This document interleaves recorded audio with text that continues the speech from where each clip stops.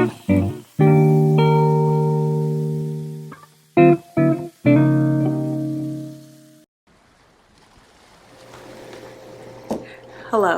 and welcome to Sorprita. I'm Mayra, and today I will be talking about the Gallaudet Childrens Dictionary. It's an ASL dictionary. Here it is, for children. I purchased this book because my son Eros has difficulty with communication, and somehow this seems to engage his mind into just being able to make the verbal connection. And sometimes if he doesn't have the verbal connection, he's able to sign it. Now, why is that? I don't know. There's a lot of things I don't understand as far as Eros's learning. There's just certain things that he is capable of doing with ease. He memorizes things he will watch something several times just so that he can memorize it. And I think he does that so that he can get more words in, his vocabulary. So I started teaching Eros how to do sign language when he was like 3 months, because I heard you could teach a child sign language at the youngest age possible. And I was like, okay, why not? Who wouldn't want to know what their baby is thinking or what the baby needs? So whenever Eros ate, drinks were in his bottle and food was breast. So if he was hungry for food, he would make this gesture and I knew that he was hungry. And if he made this gesture, I knew that he wanted his bottle. So it was very convenient, to be able to, for him to be able to communicate at such a little age, just laying there, and I was like, this is pretty cool. I already knew if he had, gas or anything, because usually he didn't, because I burped him very well right after anything he ate or drank anything. So I had removed my child from traditional school to homeschool him, because I noticed that he wasn't able to get all the undivided attention that he actually needed to be able to succeed with his education. So I just, after 2.5 years, I was like, he went to kindergarten and he knew his ABCs and 1, 2, 3s, and that was great. But as the curriculum started to advance, he wasn't. So by the time he was in 2nd grade, so right before Christmas, I had spoken to my husband. I said, if he doesn't get better or doesn't seem like he's thriving, I'm just going to pull him out mid-year. And that's what happened. So, I brought him home, and something just reminded me, hey, this kid used to do tiny bits of sign language. So, I almost forgot. Like when he went to the bathroom, he would do like that. And I was like, okay, so there was a couple of extra. I think he only knew like 4 different signs when he was in 3 months. Excuse me. So I figured, why not start trying to have him communicate, via sign language. And I found this woman by the name of Rochelle. And she's, on YouTube, and she has 100 words and phrases that you can use in everyday language. And we watched it maybe, I want to say like 10 times at least. And he picked it up so fast. I was amazed. He was, first I taught him, the first thing was the alphabet. And as soon as I showed him, he, like within minutes, he already knew it. And I was like, okay. He started spelling his name out. And I was like, wait. And he was doing it so fast that I thought maybe he was doing it wrong. Sorry, that's the coffee pot in the background. But yeah, so he was just so quick to catch that. And I was like, for sure, I think I'm on the right track on this.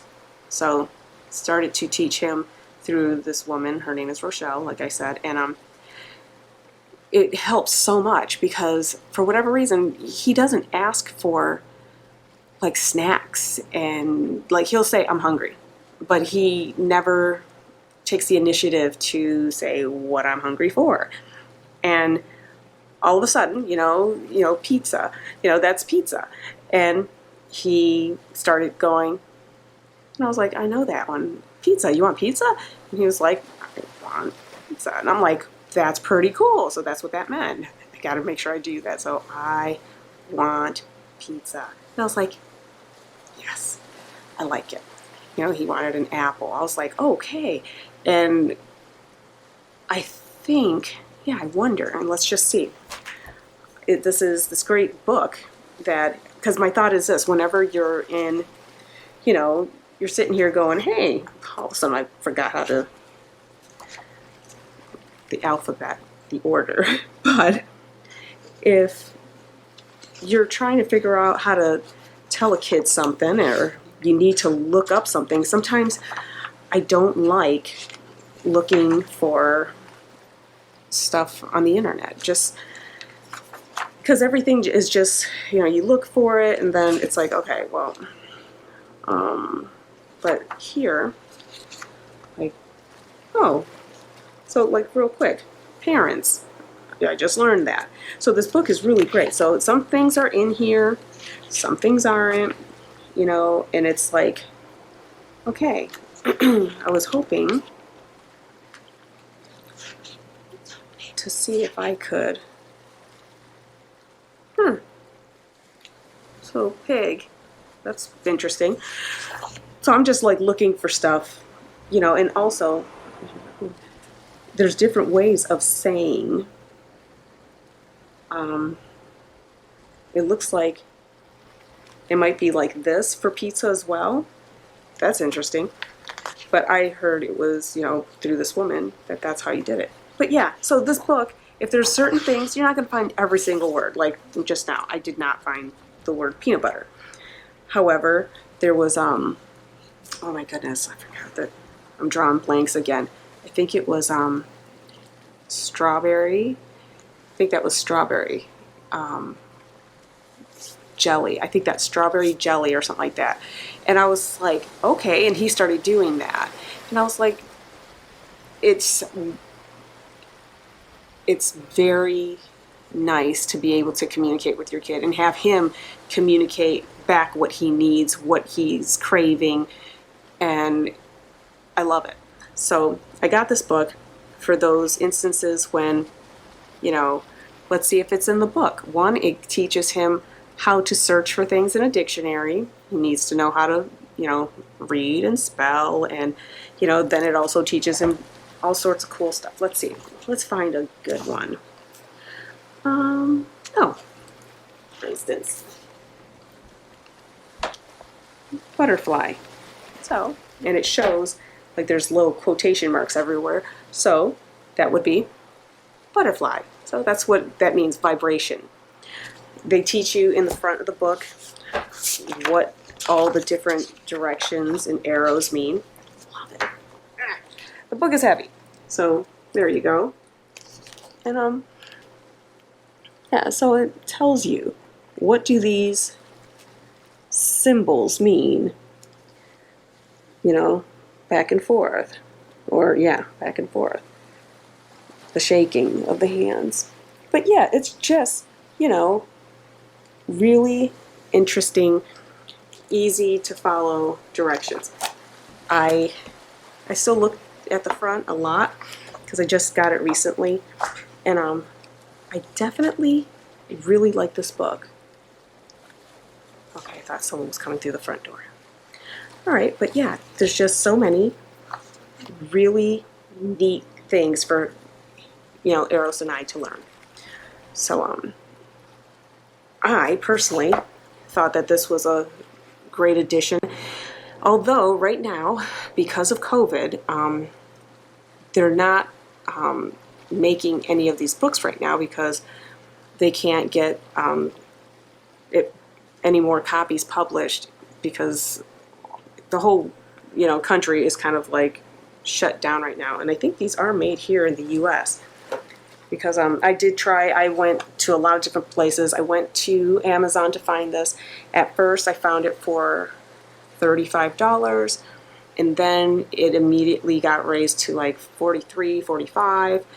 And when I clicked on it to add it to my basket, it said that it was no longer available. And then I had to go through Barnes & Noble. And I thought I had it in Barnes & Noble. I went to the checkout and it said, okay, I was going to order it. And then all of a sudden I got a notification saying couldn't order it. And then my husband walked into Barnes & Noble and said, hey, can you find this book for me? They said, of course we can. And then they contacted us about a week and a half later or so telling us that the whole situation with COVID. And I found this one on a place called Maxi Aids. Rooster or chicken is out there. So at Maxi Aids, which I think I bought the last copy, I'll leave, there are links to all the different places you can look, but down below. But yeah, the prices at Amazon got ridiculous because the book, I think it was I paid $45 and it was free shipping with Maxi Aids. Amazon, I saw them for $98, and eBay, they got ridiculous. It was pretty much the same, if not a little bit higher. So I think I saw one on eBay for like $78.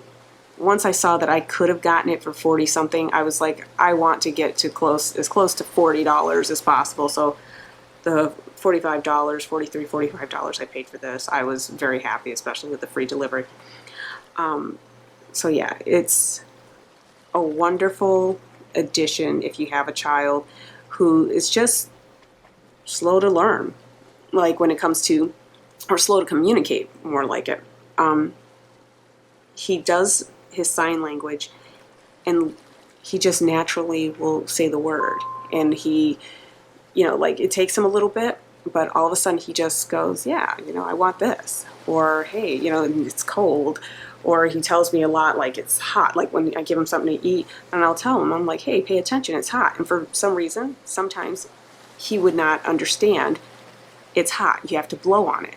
He would just put a spoonful of oatmeal in his mouth, and I'm like, what are you doing? So now when I tell him, I'm like, it's hot, he knows. He's like, okay. And then he starts to blow on it, and I'm like, that's all I ever wanted you to do. And now, he'll ask me, he's like, is it hot? I'm like, yes, it is. Whereas before, it's like he just didn't know the word for hot. He was like, I can't. And that's all he would say. So I didn't know if it was, I can't eat this, or, I don't know the word for what I want to say, that the food is hot. I don't know. But this bridges a gap that I'm thrilled to have. Like I said, I removed him from school because he was the school has labeled him as autistic. I have spoken with his pediatrician, and she says no, he's not.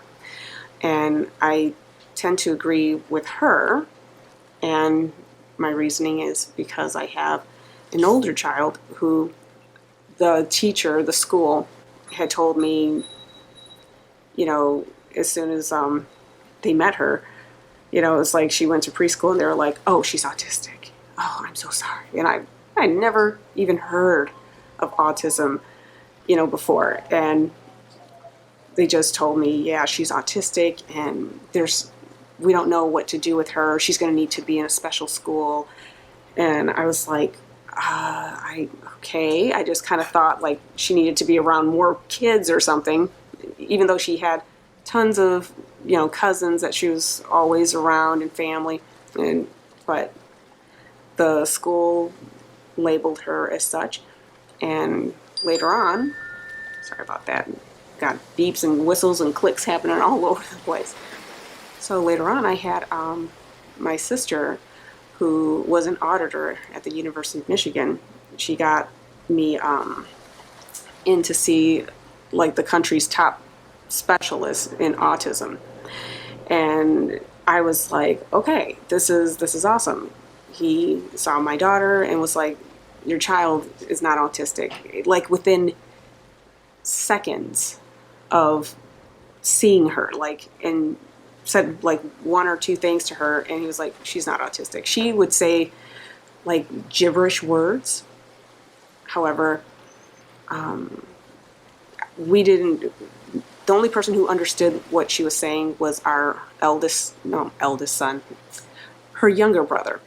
But yeah, she would just speak garbly gook, and we just were like, okay, well, I'm sure she's going to outgrow that. But when she went to preschool, we were hoping that having her around other kids, she would start to just get the idea of, no, this is how I need to be speaking. So now, several years later, like she graduated, with A's in high school, and, she's doing great. She is super talented, she's musical, she's an artist, she's a well-adjusted kid, well, young adult. She's just turned 22. So, with my son, knowing that this is something that seems like it's, genetic, because apparently another sibling of mine, at least that's what my mom says, was slow to speak as well. And I'm like, okay, so I just happen to get the two kids that have, speech speech development issues and stuff. So I do believe that he is just slow to speak. And if I go by what, the doctor from the University of Michigan said, my daughter was absorbing more information.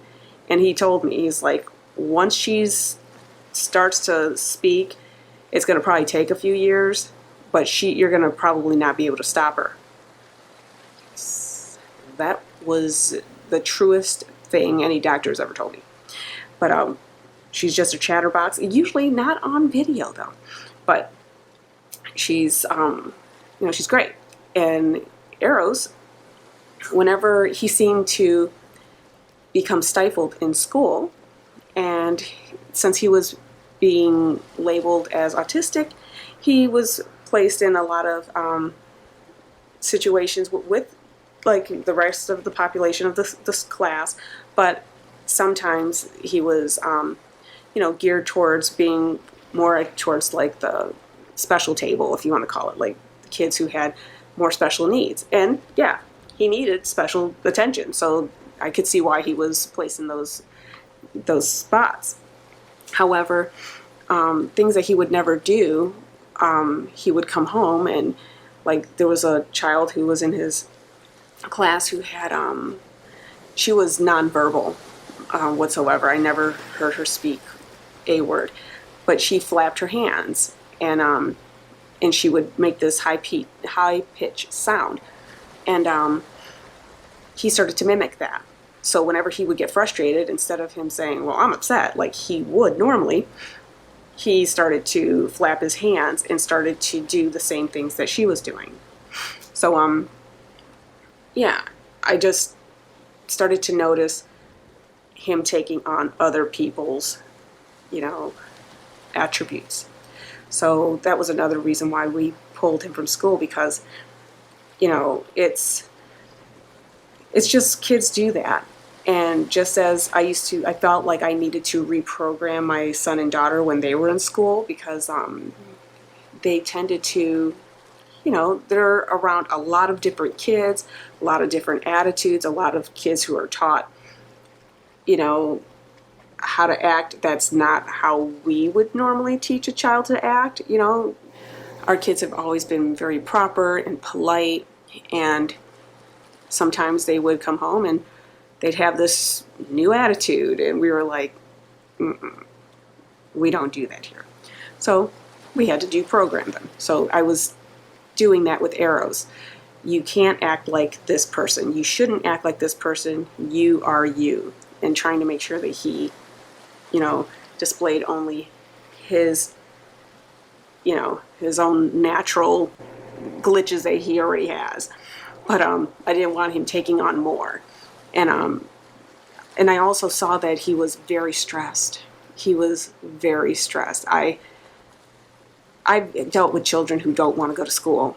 And it was like, at some point you can communicate with them why they have to go. For him, very difficult. It was painful. Friday couldn't come soon enough, and a holiday couldn't come soon enough, and did not last long enough for this child. And when he knew that it was getting close, that he had to go back, it was just anxiety, stress, crying, that I did everything that I could think of to ease his suffering to be in school. We tried to do rewards, oh, you made it another day, stickers. And he's kind of, I used to love stickers, but he's kind of one of those kids that's like, it's just a sticker, stupid. Like, come on. He would not say that, but you could tell, like, that's not what he wanted. So we tried chalk, we tried gifts, we just tried everything just to make the kid like school. I gave him handkerchiefs with my perfume on it just so that he, could sense that I was still with him. And the teachers were like, he sniffs that little handkerchief, and I gave him different ones just to jazz it up. My boy just was not thriving. So teaching him, sign language became something that I thought, I got to get him home, homeschool him, teach him some sign language, bridge some gaps, and it's working. And I'm hoping that this is something that we are going to continue to do. I think as we're learning, the rest of the family's learning, because I don't see why this isn't just taught in schools. It's not like I'm trying to have a political statement, but only in America do we only want people to speak English, where everywhere else in the world they're speaking English, they're speaking Spanish, they're speaking French and German, Mandarin. And I'm like, and that's great. But there's a nice group of people out there that have no words. And it would be nice to be able to speak with them. And, I've only met like a handful of people, but how many people could have been, lifelong friends if I would have been able to speak to them? Because they're charming. Anyway, so that's what I'm hoping to get from this book. So a life-changing decision to start with this book, because I figured, what's easier than a children's dictionary? Because I've picked up, I think I actually have another dictionary. And it was clearly for someone who took a course, because I was confused. I didn't know which way their hands, you just got hands everywhere. And I'm like, where do the hands start? At least here, let's see. This one here, quiet. You can see it starts here, it ends there, and it's just quiet. I like that. I'm like, the book that I had, you just see like these blurry hands, and I'm like, well, where is it this or is it this? You never know. So I'm so thrilled to have this book. I hope the publishers are able to get this book out some more, because this is one of those books that if I could have, more than one, and I could give them out to people, I think that it's such a valuable resource. I love it. I feel like kind of like a geek about it, because I look at it, and every time I look at it, I'm like, okay, yeah. So I'm going to cut this show early, and I hope that you liked what you saw here today. I hope it was a little bit informative of why, it's good to use the Gallaudet Childrens Dictionary. You had to look at it, because it's a really great book. I love it, and I hope you do too. And if you liked what you've seen here today, like, subscribe, share, notification bell to let you know when we're posting things. And I will be doing another video on, as a matter of fact, it's probably going to be next, on a supplement that I'm giving 2 arrows that's supposed to help with children with autism. And I figure if it helps a child with autism to be able to speak, and it unlocks them somehow. It says something like the cure for autism. I saw that somewhere. I think it was on Facebook. However, that's going to be the next video. So thank you again for joining me today, and I'll see you soon.